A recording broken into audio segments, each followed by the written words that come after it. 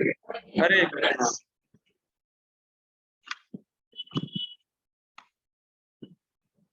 तो हम लोग यहाँ पे थे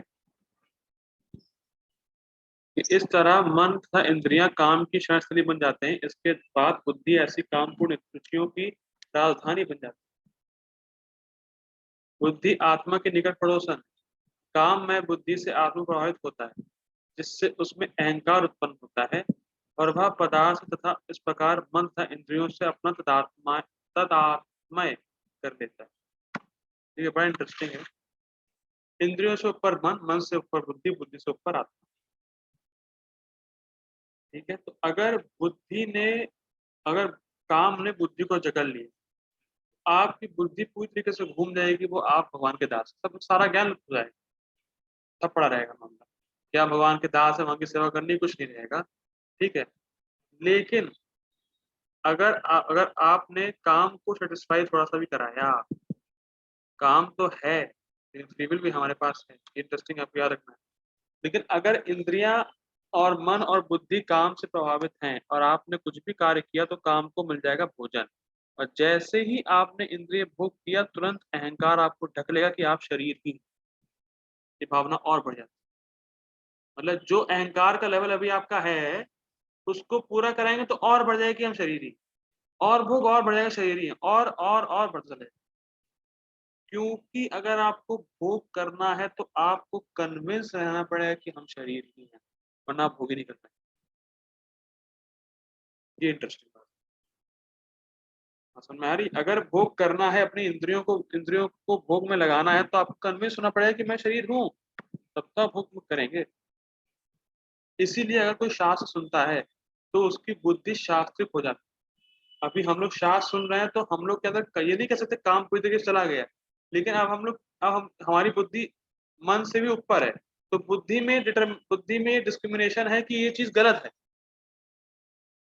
इसीलिए हम लोग काम को जी सकते हैं अगर कोई शास्त्र सुन रहा है तो। क्योंकि शास्त्र सुन रहा है तो उसकी बुद्धि शास्त्रिक हो रही है और वहां से काम जो है अपना निवास छोड़ रहा है। समझ में आ रही है? भाई जैसे अगर मान लीजिए 3 जगह काम बैठा हुआ है, तो अगर आपने इसको एक जगह से हटाया तो कुछ ना कुछ तो कमजोर हो गया ना। अब एक चीज तो आपके कंट्रोल में आ गई, और जो चीज कंट्रोल में आई है आपकी बुद्धि, वो मन और इंद्रिय से ऊपर है, सुपीरियर है। तो इसीलिए आप बच सकते हैं। इसीलिए आप मन और इंद्रियों को भी काम के शिकार से बचा सकते हैं विद द हेल्प ऑफ शास्त्रीय बुद्धि। आ रही? नहीं आ रही? अगर जो चीज हायर है उस पर आपने पकड़ बना ली, तो लोअर को तो आप कंट्रोल कर ही सकते हैं ना। बस वही बात है। अब यहाँ पे है अपना तदात्म्य कर लेता है। तदात्म्य मतलब जो मन को अच्छा लग रहा है वो मुझे अच्छा लग रहा है, जो इंद्रियों को अच्छा लग रहा है वो मुझे अच्छा लग रहा है। तदात्म्य मतलब मैं अपने आप को इंद्रियों और मन से आइडेंटिफाई करता हूँ, जबकि आप इंद्रियों और मन से ही परे हैं।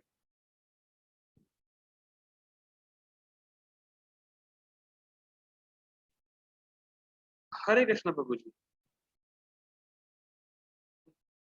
प्रभु जी, प्रभु जी जब करते समय आपके मन को अच्छा ही लगता है, लेकिन आपको कैसा लगता है?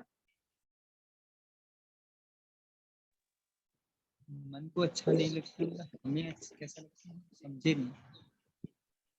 ये तो शानदार खेल। जब करते समय आपके मन को अच्छा ही लगता है, वो जो तो भटकता है, लेकिन आपको कैसा लगता है? हमें कैसा लगता है, हमें तो अच्छा नहीं लगेगा ना कि मन भटक रहा है। बस, ये तो पहचान है मन से। हम सोच रहे हैं मन को अच्छा नहीं लग रहा, लेकिन हमें अच्छा नहीं लग रहा। अभी भी आप गीता क्लास में भी हैं, फिर भी इतना बेजोड़ है वो कि मैं मन ही हूँ, क्योंकि मन को अच्छा नहीं लग रहा तो उसका मतलब मुझे भी अच्छा नहीं लग रहा। यही तो गहरा पॉइंट है। आदमी, आप पूछे भी कि प्रभु जी आपके मन को अच्छा नहीं लग रहा, जब तक समय इधर-उधर भाग रहा है, आपको कैसा लग रहा है? मुझे कैसा लग रहा है? मन को अच्छा नहीं लग रहा तो मुझे भी अच्छा नहीं लग रहा होगा। बस यही तो पहचान है। आत्मा तो भूखी है हरि नाम की। आत्मा का तो वास्तविक सुख ही है कि भगवान के नाम का कीर्तन करना। लेकिन हमारी पहचान इतनी गहरी हो चुकी है मन से, हमें लगता है कि मन को अच्छा नहीं लग रहा मेरा, या मेरा मन इधर उधर भटक रहा है, तो इसीलिए मैं जप ही नहीं करूँ। अरे भाई वो मन मन कर रहा है, मन नहीं है। माता जी आपको कुछ बोलना था शायद। तो कठिनाई ये है कि हम अपनी पहचान अपने मन से कर रहे हैं, ये बहुत गंभीर, इसीलिए तदात्म्य कर लेता है। बड़ा इंटरेस्टिंग है। ठीक है। आत्मा को भौतिक इंद्रियों का भोग करने की लत पड़ जाती है, क्योंकि बहुत जन्मों से करता हुआ आ रहा है। ठीक है। जिससे वह वास्तविक सुख मान बैठता है, काम की वजह से मोहित हो जाता है। श्रीमद् भागवतम में आत्मा के इस मिथ्या स्वरूप की अति उत्तम विवेचना की गई है। और ये कौन बोलेगा? स्वयं भगवान के शब्द। यस्यात्म बुद्धि कृणपे त्रिधातु के स्वधिकलत्रादिषु भौम इत्यधि यत्तीर्थ बुद्धि सलिले न करहिचित् जनेषु अभिज्ञेषु स एव गोखरा। तो संस्कृत से समझाऊंगा मैं, टाइम लग जाएगा। अनुवाद पढ़ते हैं। जो मनुष्य इस त्रिधातु निर्मित शरीर को, त्रिधातु मतलब कफ पित्त वायु, निर्मित शरीर को आत्म स्वरूप जान बैठता है, मतलब मैं ये शरीर ही हूँ, जो देह के विकारों को स्वजन समझता है। देह के विकार मतलब माता पिता से उत्पन्न बच्चा, वो माता पिता का विकार का रूप है बच्चा। तो बस मेरा बच्चा ही सब कुछ मेरा है, जो इसको मानता है। जो जन्मभूमि को पूज्य मानता है, मेरा भारत ले लीजिएगा आपको, जो इसको बस वही मानता है। और जो तीर्थ स्थलों की यात्रा दिव्य ज्ञान वाले पुरुष से भेंट करने के लिए नहीं, अपितु स्नान करने के लिए करता है, कि बस तीर्थों में जाओ, स्नान करके आओ, कोई साधु संत से मिलने की जरूरत नहीं। वो सब ऐसे ही जो ये मानता है, उसे गधा या बैल के समान समझना चाहिए। स एव, एव मतलब वही गधा है, गधा गधा नहीं है, वही गधा है। ये तो शानदार है इस बात। स एव, ये मतलब निश्चित ही, वो सा मतलब होता है वो ही गधा है। गधा तो गधा है ही, उसमें तो कोई आश्चर्य वाली बात नहीं होगी। लेकिन मनुष्य होते हुए भी वही गधा है। जो अब क्या तीन चीज चार चीजें पढ़ी हम लोगों ने? जो अपने आप को शरीर ही माने, जो अपने संबंधियों को ही अपना माने बस, और किसी को ना माने, जो अपने भूमि जन्म भूमि को ही माने कि बस वही पूजनीय और कोई पूजनीय नहीं है, और जो तीर्थों में जाए तो बस स्नान कराओ, बस चुपचाप, बस किसी से मिलने, साधु संतों से मिलने की जरूरत नहीं। तो वो निश्चित रूप से गधा है। ठीक है ना? इंटरेस्टिंग। ठीक है, अगर आपको भूमि को पूजनीय मानना भी तो कोई इसमें दिक्कत नहीं है, लेकिन बस भगवान का संबंध नहीं मानना। भगवान ने मुझे ये भूमि दी है, तो मेरा फर्ज बनता है कि रक्षा करें। तो भगवान के संबंध में देखेंगे कि भगवान की भूमि है ये, कृष्ण का लैंड है, तो ठीक है। लेकिन ये माने कि मेरा है, बस मेरा है, तो ये सब आप गधे ही है। ठीक है। 41वां श्लोक। मीडिया चेंज करनी है कि उसी में वही करें? उसी में करें, उसी में कर लें। ठीक है। 41 नंबर श्लोक। ठीक है। तीसरा अध्याय, 41वां श्लोक। मैं थोड़ा आज फास्ट जा रहा हूँ, ऐसा मुझे लग रहा है। तो कोई क्वेश्चन हो तो आप जो है व्हाट्सएप कर सकते हैं। ठीक है, आगे पढ़ते हैं। तस्मात् त्वम् इन्द्रियाणाद्यौ नियम्य भरतर्षभा पाप्मानं प्रजहीहेनं ज्ञान विज्ञान नाशनम। बहुत इंटरेस्टिंग है। इसमें भगवान बता रहे हैं कि फर्स्ट स्टेप क्या है, काम को कंट्रोल करने का फर्स्ट स्टेप है। ठीक है? तस्मात, इसलिए, इसलिए, तस्मात मतलब इसलिए, अब किस लिए? तो अब किस लिए मतलब कि काम का स्थान है IMB। ठीक है। जिसके द्वारा काम आत्मा के ज्ञान को ढका रहता है। इसलिए सबसे पहले क्या करना है? फर्स्ट स्टेप क्या है? इंद्रियों को कंट्रोल करना सीखो। रिपीट कर रहा हूं, पहला स्टेप क्या है? इंद्रियों को कंट्रोल करना सीखो। क्योंकि जितने भी मन के संस्कार हैं, वो इंद्रियों के द्वारा ही मन में जाते हैं। इसलिए फर्स्ट स्टेप टू कंट्रोल अवर। और एक इंटरेस्टिंग बात, प्रभुपाद जी कहते थे कि आप भगवान की सेवा अपने इंद्रियों से करो, और इसलिए प्रभुपाद जी बोले engage your senses, engage your senses. कभी मन के बारे में प्रभुपाद जी ने नहीं बोला। मन को अच्छा लगे चाहे नहीं लगे, आप अगर अपने इन इंद्रियों से कृष्ण की सेवा कर रहे हैं तो उसका संस्कार मन में पड़ रहा है। भक्ति का संस्कार मन में जा रहा है तो जो भोग के संस्कार है अपने आप हट रहे हैं। ये तकनीक, मैं फिर रिपीट कर रहा हूं, इंद्रियों से ही मन में संस्कार जाते हैं, और जहां इंद्रियां नहीं गई है वहां मन नहीं जाएगा। इसीलिए अपने सबसे पहले इंद्रियों को, आंख, नाक, कान, जीभ, इन सबको भगवान की सेवा में लगाना चाहिए। आंखों से भगवान की अर्च विग्रह को देखें, कानों से भगवान के बारे में सुने, नाक से भगवान के जो अर्पित फूल है उनको सूंघे, जीभ से प्रसादम खाएं। और यही से करने से अम्बरीश महाराज को कृष्ण प्रेम प्राप्त हो गया। सबसे first step is to engage your senses in Krishna consciousness. मन लगे चाहे नहीं लगे, मन की तो मन का तो अलग खेल है, मन को अभी आप छोड़िए, बस अपनी इंद्रियों को कृष्ण की सेवा में लगाइए, बस पहला स्टेप। ठीक है। और कब से लगाना है इंद्रियों को? आदौ, स्टार्टिंग से ही लगाओ भैया, स्टार्टिंग से ही आदौ, स्टार्टिंग से ही नियम्य कंट्रोल करना सीखो। भरतर्षभा मतलब हे अर्जुन। तो स्टार्टिंग से कब? अब बड़ा इंटरेस्टिंग है, यहाँ पे आदौ के दो मीनिंग, आदौ के दो मीनिंग बताएं। आदौ मतलब स्टार्टिंग, स्टार्टिंग से कब, कौन सी स्टार्टिंग? एक मतलब ये है कि जो प्रहलाद महाराज ने कहा कि 5 साल की उम्र से ही व्यक्ति को इंद्रिय कंट्रोल करना सिखाना चाहिए, पहला तो ये चीज है। और दूसरा आदौ मतलब जब जागो तब सवेरा, जब आप जाने कि काम शत्रु है तब शुरू कर दीजिए। दो मतलब है आदौ के। आदौ मतलब तो एक तो पहले बचपन से माता पिता सिखाएं इंद्रिया कंट्रोल करना, और आदौ को दूसरा मतलब जब जागो तब सवेरा, जब आप जान के काम शत्रु है तो आप इंद्रियों को तब से कंट्रोल करना सीखते हैं, शुरू कर दीजिए। अब क्यों स्टार्टिंग से, मतलब बचपन से क्यों? क्योंकि एक बार शत्रु ने पकड़ बना ली तो मुश्किल हो गया। अगर एक बार आपकी इंद्रियां भोगों में बचपन से लगते हुए आई हैं तो काम प्रबल हो जाए, तब मुश्किल होगा आपको काम को हटाने। इसीलिए अगर स्टार्टिंग से ही इंद्रिया कंट्रोल करते हुए आए हैं तो काम को जीतना आसान है। ठीक है, आगे पढ़ते हैं। पाप मानम, ये बहुत महापापी है। प्रजही, मार डालो इसको।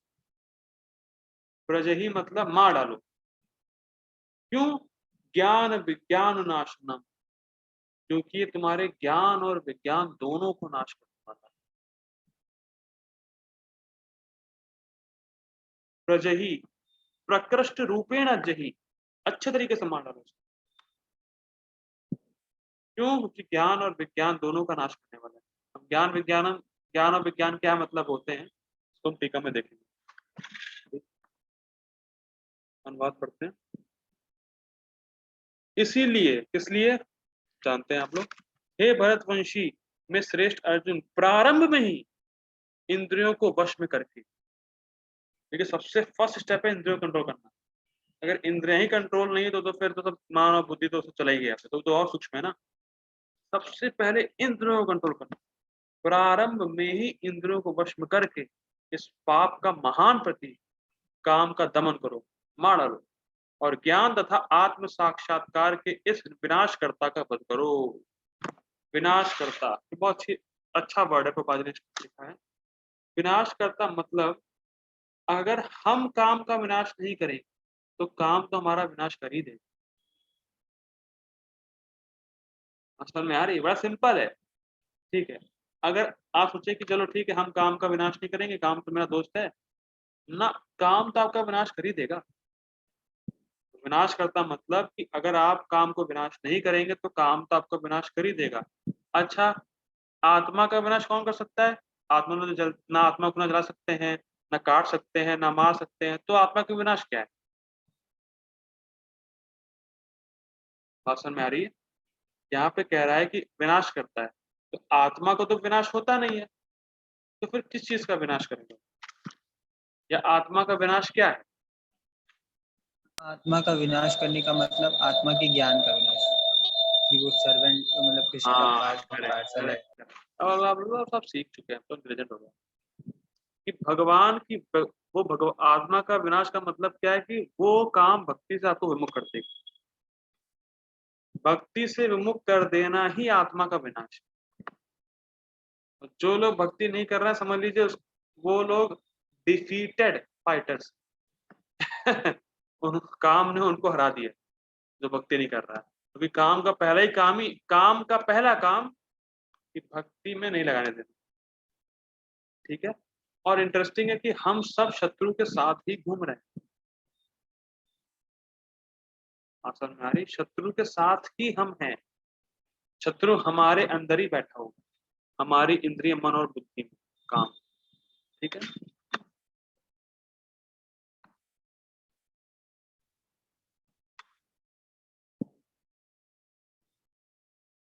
इधर उधर टीका देखते हैं।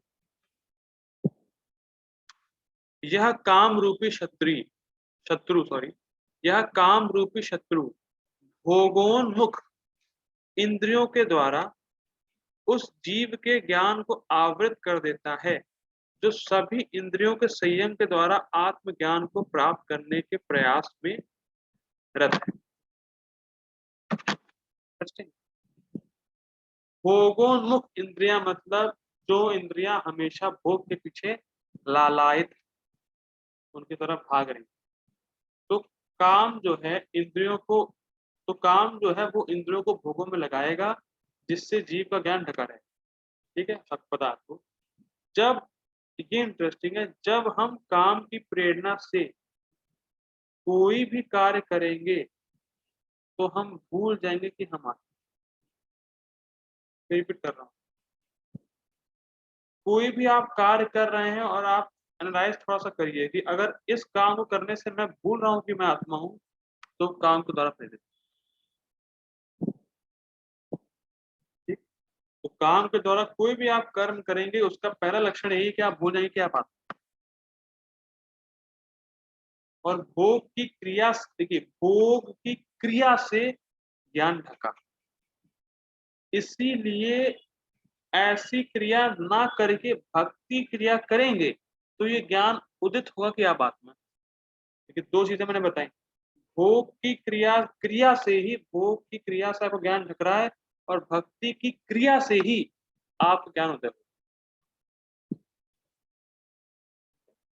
इसीलिए ज्ञान के प्रारंभ से ही सभी इंद्रियों को निष्काम कर्म योग के द्वारा नियमित करते हुए और उन्हें आत्मा के लिए अनुकूल करते हुए तुम्हें जो भौतिक इंद्रियां, मन और शरीरधारी हो, इस काम रूपी शत्रु को नष्ट कर देना चाहिए। वो सिंपल है।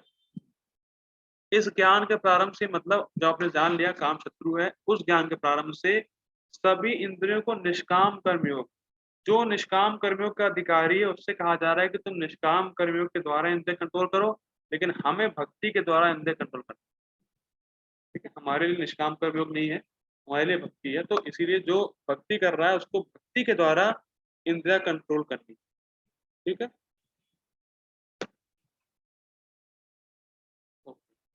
अच्छा, और इंटरेस्टिंग है, यहाँ पे एक वर्ड आया है, आत्मा के लिए अनुकूल करते हुए। आत्मा के लिए अनुकूल मतलब ऐसे कार्य करे जाए जिससे आपको आत्मा की अनुभूति तुरंत जल्दी मिले, और वो है जप करना, आरती करना, गीता सुनना। तो जो आप लोग अभी कर रहे हैं वो आत्मा की क्रिया है, और उससे आप आत्मा की अनुभूति जल्दी प्राप्त करते हैं। तो अभी आपको काम प्रभावित नहीं कर रहा, इस इंस्टेंट पे संस्कार है, भोग के संस्कार है, लेकिन आप अपनी फ्री विल का सही उपयोग कर रहे हैं, इसीलिए काम आप पे अटैक कर पा। ठीक है, ये कहा गया। हाँ, शत्रु को मार, शत्रु को नष्ट कर देना चाहिए। तुमको ऐसा करना ही चाहिए, मतलब मारना ही पक्का है, मारो ही इसको, क्योंकि यह काम शास्त्र ज्ञान। इसको पहले आगे पढ़ेंगे, इंटरेस्टिंग है, इसमें ही एक चीज छुपी है कि शत्रु को नष्ट कर देना चाहिए। देखिए काम रूपी शत्रु को कैसे नष्ट करना है, क्या सीखा हम लोगों ने, अभी तो सीखा कैसे, देखिए मेन तो काम शत्रु वो तो ठीक है, लेकिन काम को नष्ट कैसे करना ये सीखना, ये सीख के जाना बहुत जरूरी है। उसका पहला स्टेप है इंद्रियों को भगवान की सेवा में लगाना है, लगाए रखना है, उसको काम में नहीं जाने देना। मतलब काम आपको प्रवोक कर रहा है, करो करो करो, तो अपनी फ्री विल का उपयोग करके आपको अपनी इंद्रियों को काम की प्रेरणा में नहीं जाने देना है।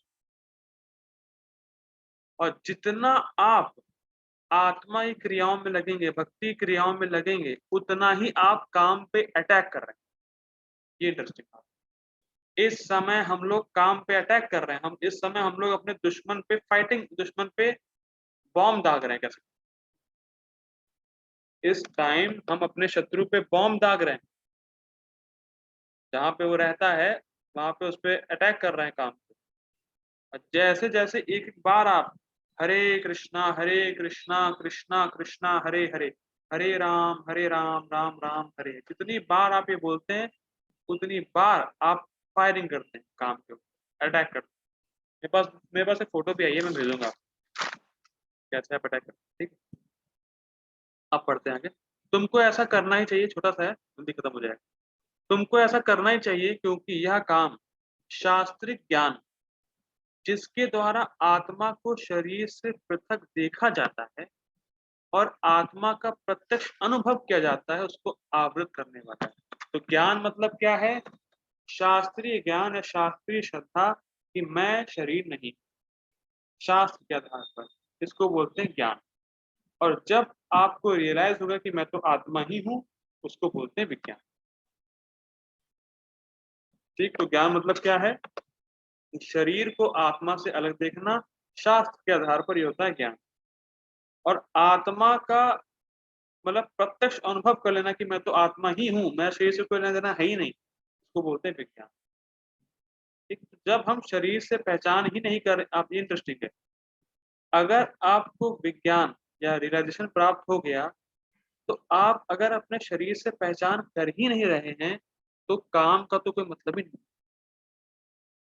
कि आप बिल्कुल समझ में आ गया आपको कि हम तो इंद्रियों से पृथक, हम ना मन है ना बुद्धि है ना इंद्रिय, हम है ही नहीं। तो बिल्कुल, और इंद्रिय मन और बुद्धि पे ही काम टिका रहता है। जैसा कि माता जी ने एक बार पूछा भी था, क्या काम सोल को टच करता है, नहीं, काम सोल को टच नहीं कर सकता, क्योंकि उसका स्थान बुद्धि इंद्रिय और मन पे ही है। ठीक है, लेकिन जो व्यक्ति भोग कर रहा है तो ज्ञान भी नष्ट हो जाएगा उसका। भाई मान लीजिए हम लोग सब डिवोटी हैं, कहीं कुछ देखा, अरे यार बड़ा अच्छा खाने को है, तो तुरंत लपक लिया, खा लिया। तो जिस समय खा रहे होंगे उस समय बिल्कुल भूल चुके होंगे कि अरे किसको खिला रहे हैं, हम तो शरीर है ही नहीं। तो प्रभु जी से मैंने पूछा मन वाला, तो मन से आइडेंटिफाई किए हो, तो भूले हुए हैं पूरी तरीके से कि हम मन है ही नहीं। आप समझ में आ रही है ना, ये इंटरेस्टिंग है कि हम जैसे जैसे अगर हम भोग की क्रियाओं में लगते हैं, अगर हम ऐसी क्रियाओं में लगेंगे जिससे आत्मा का संबंध नहीं है, उस क्रियाओं करते समय हम पूरी तरीके से भूल चुके होंगे कि वी आर सोल। पूरा जो आपका ज्ञान है नष्ट कर देगा काम, कि भाई तुम तो आत्मा हो, तुम्हें कृष्ण की सेवा करनी है, जैसे ही मतलब भोग में लगने का मतलब है कि काम ने आपके ज्ञान को नष्ट कर दिया। तो जब तक विज्ञान पे आप नहीं पहुंचे हैं, जब तक आप पूरी तरीके से शुद्ध नहीं हुए हैं, आत्मा के स्तर पे नहीं आए हैं, तब तक खतरा बना ही हुआ है। ठीक, तब तक खतरा बना ही हुआ है, ये समझ लीजिए। ठीक, परपुट परपुट बाईस डिवाइन ग्रेस श्री भक्तिदान स्वामी शिल प्रभुपाद की जय। भगवान ने अर्जुन को प्रारंभ से ही इंद्रिय संयम करने का उपदेश दिया। आदव बताया था ना, आदव, आदव मतलब कोई बुरी चीज, अच्छा हाँ देखिए, आदव मतलब ये भी है कि मान लीजिए कोई आपको रोग लग गया है, कोई आपको बीमारी है, तो उस बीमारी का जब गहरा आया, जब वो बीमारी बहुत पुरानी नहीं हुई है, तो स्टार्टिंग में ही इलाज कर लो तो बढ़िया रहता। बाद में वो आपके कौन से अंग को खराब कर देगा कुछ नहीं कर सकते। तो बीमारी जैसे आपको पता चली तुरंत दवाई लेना, इसको बोलते हैं आदव। मतलब जहां आपको पता चला कि भैया काम तो बहुत बड़ा शत्रु है और काम मेरे ज्ञान को नष्ट कर देगा, विज्ञान को नष्ट कर देगा, तुरंत उसको मार डालो। ठीक है, ठीक है। तो भगवान ने अर्जुन को प्रारंभ से ही, मतलब स्टार्टिंग आदो से ही इंद्रिय संयम करने का उपदेश दिया, जिससे वह सबसे पापी शत्रु काम का दमन कर सके, जो आत्म साक्षात्कार तथा आत्म ज्ञान की उत्कंठा को विनष्ट करने वाला है। ये बहुत इंटरेस्टिंग, आत्म ज्ञान की उत्कंठा मतलब है कि जो काम से हारा हुआ व्यक्ति है, उसको अपने बारे में जानने का मतलब इच्छा ही नहीं आएगी कि वो है कौन। उसको ना अपने बारे में जानने की इच्छा होगी, ना भगवान के बारे में जानने की इच्छा होगी। कोई उसको लालसा ही नहीं रहेगी। और ये तो हम लोग प्रैक्टिकल देख भी रहे हैं कि हमारे गीता ग्रुप में लगभग 20 लोग हैं और आते 4-5 ही, क्योंकि इन लोगों को सुनने की उत्कंठा है, बाकी लोगों को सुनने की उत्कंठा ही नहीं, कुछ है ही नहीं कि भाई वो जाने कि वो कौन है, भगवान कौन है, मेरा मेरा इस जगत से क्या संबंध है, मुझे क्यों दुख मिल रहा है, कुछ नहीं मतलब। तो काम जो है उनके, जो ये जो काम जो है, जो जीव की उत्कंठा है कि वो अपने बारे में जाने, भक्ति करे, तो ये जो एक्साइटमेंट है कह सकते हैं, जो एनलाइवनमेंट है, इसको काम पूरी तरीके से ढका रहता है या खत्म कर देता है। ठीक है। ज्ञान का अर्थ है आत्म तथा अनात्म के भेद का बोध। मतलब क्या मतलब क्या वो है, पदार्थ है और क्या स्पिरिचुअल है, स्पिरिचुअल मटेरियल का अंतर, ये ज्ञान है। अर्थात यह ज्ञान की आत्मा शरीर नहीं है, इसको ज्ञान बोलते हैं कि शास्त्रीय आधार पर आप स्वीकार कर लिए कि आप आत्मा है, आप शरीर नहीं। ठीक। विज्ञान से आत्मा की स्वाभाविक स्थिति तथा परमात्मा के साथ उसके संबंध का विशिष्ट ज्ञान सूचित होता है। मतलब अ, विज्ञान मतलब कि वो समझ चुका है कि मैं आत्मा हूँ, उसको अनुभूत हो चुका है, रियलाइज कर चुका है कि मैं आत्मा हूँ, मैं कृष्ण का अंश हूँ और मेरा एकमात्र कर्तव्य कृष्ण की सेवा करना है। ये उसको रियलाइज्ड, ये होता है विज्ञान। श्रीमद् भागवत में भागवत में इसकी विवेचना इस प्रकार हुई। ये इंटरेस्टिंग श्लोक है, बस इसी को हम लोग थोड़ा सा करके रुकेंगे।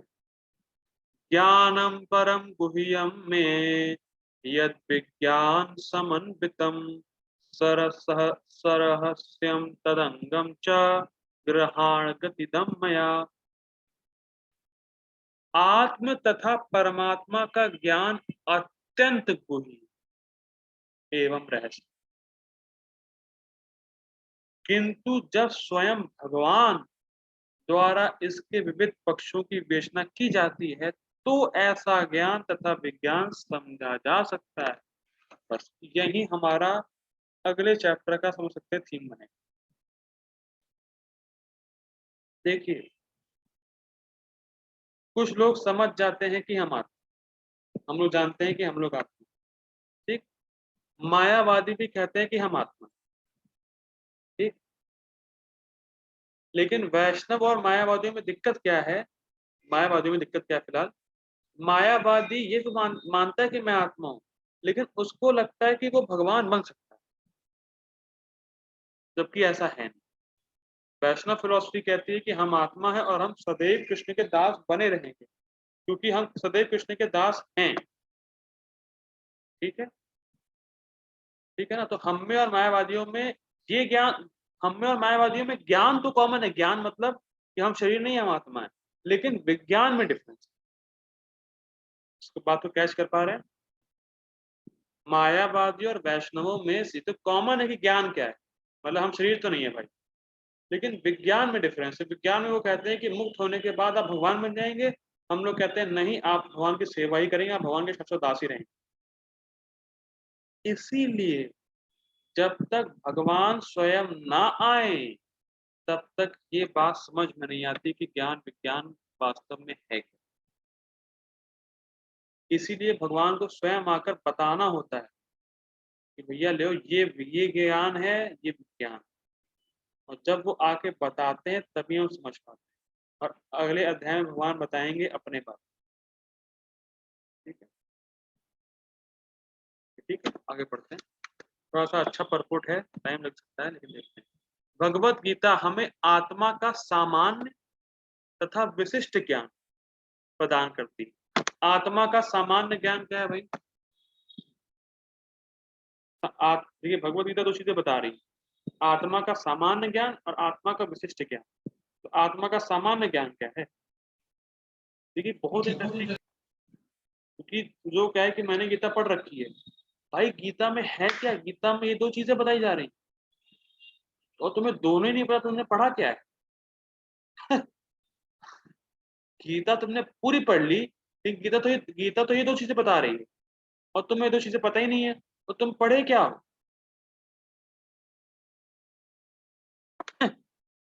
बताइए बाबू जी, क्या होता है आत्मा का विशिष्ट ज्ञान, सामान्य ज्ञान, विशिष्ट ज्ञान क्या होता है? आत्मा का सामान्य ज्ञान हमें लग रहा है कि हम बॉडी से अलग है, करेक्ट, करेक्ट। और विशिष्ट ज्ञान की वजह बॉडी से तो अलग है, तो अब किसके अंश हैं?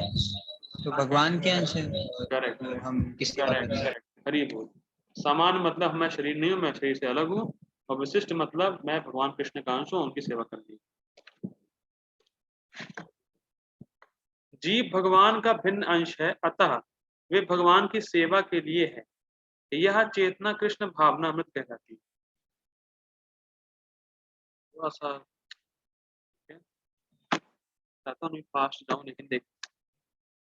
अच्छा, एक क्वेश्चन है, भगवान के दास हमें बनना है कि हम हैं? नहीं, हम हैं ऑलरेडी है। ऑलरेडी है, बहुत अच्छा, बहुत अच्छा, हम हैं। ये बात अगर आपने कैच कर ली है तो मजा आ जाएगा। देखिए, मैं फिर से थोड़ा सा इसको समझाता हूँ। मान लीजिए प्रभु जी आप सो रहे हैं, तो क्या आप अपने पापा के बेटे नहीं रहे? नहीं है, उस वक्त हैं। हैं, ओके डन है, लेकिन आप बस नींद में भूल गए। यस। ओके डन, ठीक मान लिया। लेकिन अब जैसे आप उठेंगे, उनकी सेवा में लग जाएंगे। हाँ, करेक्ट। ये बहुत इंटरेस्टिंग है।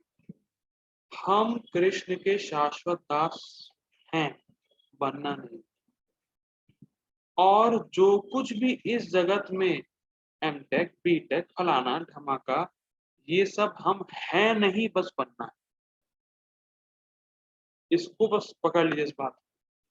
हम सिर्फ कृष्ण के दास हैं, बनना नहीं है।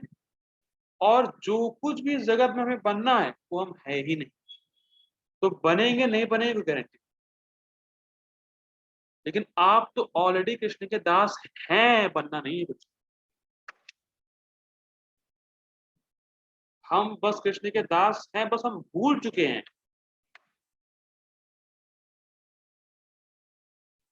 समझ में आ रहा है? हम कृष्ण के दास हैं, बस सेवा करना भूल चुके हैं।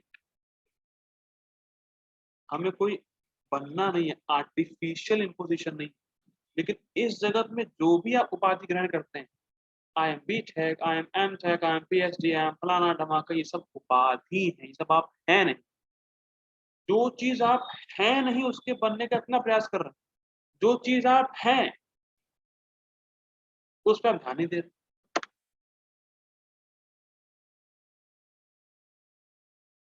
हरे कृष्ण प्रभु जी, मैं क्वेश्चन और प्रभु जी,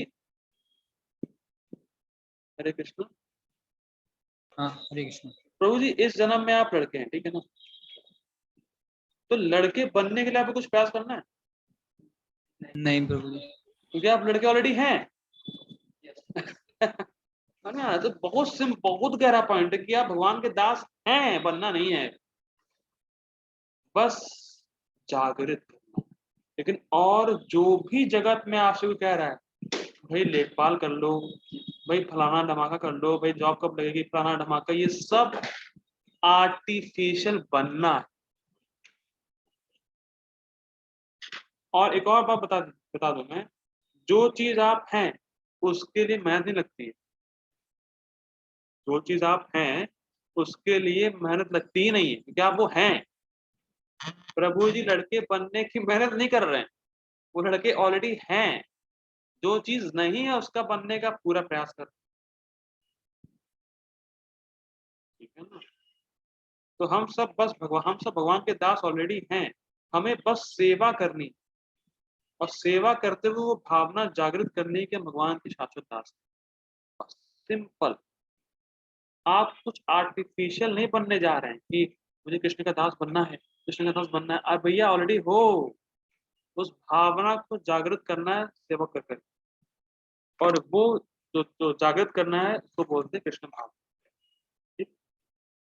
अतः मनुष्य के जीवन के प्रारंभ से इस कृष्ण भावना अमृत को सीखना होता है, जिससे वह पूर्णतया कृष्ण भावना भवित होकर तद अनुसार कर्म करे। ठीक है, सिंपल। काम, ये थोड़ा समझते हैं, आखिरी पर मेरे ख्याल से। काम ईश्वर प्रेम का विकृत प्रतिबिंब है और प्रत्येक जीव के लिए स्वाभाविक है, किंतु यदि किसी को प्रारंभ से ही कृष्ण भावना में की शिक्षा दी जाए तो प्राकृतिक ईश्वर प्रेम काम के रूप में विकृत नहीं हो सकता। एक बार ईश्वर प्रेम के काम रूप में विकृत हो जाने पर इसके मौलिक स्वरूप को पुनः प्राप्त कर पाना दुस्साध्य हो जाता है। फिर भी कृष्ण भावना में इतना शक्तिशाली है कि विलंब से प्रारंभ करने वाला भी भक्ति के विधि विधानों का पालन करके ईश्वर प्रेमी बन सकता है। अतः जीवन की किसी भी अवस्था में या जब भी इसकी अनिवार्यता समझी जाए, मनुष्य कृष्ण भावना अमृत या भगवत भक्ति के द्वारा इंद्रियों को वश में करना प्रारंभ कर सकता है और काम को भगवत प्रेम में बदल सकता है, जो मानव जीवन की पूर्णतया की चरम अवस्था है। समझाना है, थोड़ा बहुत समझाना है। देखिए, काम मतलब अपनी इंद्रियों को तुष्ट करना, प्रेम मतलब भगवान के इंद्रियों को संतुष्ट करना। अब कह सकते हैं विकृत, तो जैसे मान लीजिए ये पेड़ है ओरिजिनल और इसका ऐसे उल्टा ले लीजिए तो ये है वो रिफ्लेक्शन। तो यहाँ पे जो सबसे लोवेस्ट चीज है वो यहाँ की टॉप चीज। Getting my point? जो ओरिजिनल का सबसे लोअर पॉइंट है वो रिफ्लेक्शन का सबसे अपर पॉइंट। तो जो काम सबसे बुरा है वही काम इस जगह में सबसे हाईएस्ट।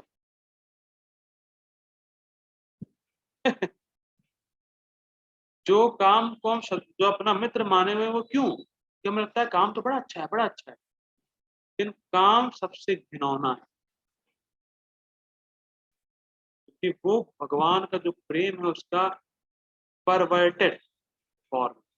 मतलब कह सकते हैं परवर्टेड मतलब क्या कह सकते हैं उसको, खराब फॉर्म कह सकते हैं।